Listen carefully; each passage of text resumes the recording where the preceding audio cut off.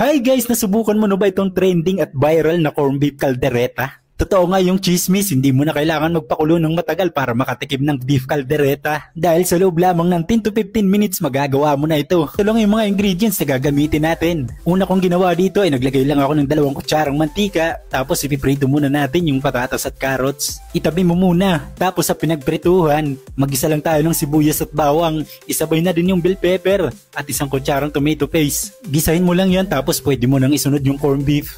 Delimundo corned beef nga pala yan. Habang hinahalo mo, pwede ka rin pala magdagdag ng kaunting tubig dyan. Pero sa akin hindi na. Okay na sa akin yung tamang gantong sauce lang. Tapos tiniplaan ko ng konting paminta at 2 pirasong sili. Dito pwede mo na ilagay yung carrots at patatas. Tapos pakuluin mo na lang ng 2 to 3 minutes at samahan mo na din ng cheese sa ibabaw. Kahit anong cheese pwede naman. O diba? Ganun lang kasimple, hindi mo na kailangan ng pressure cooker. Siya nga pala, dagdagan mo na din yung sinahing mo dahil medyo matakaw ito sa kanin. Ayan na guys!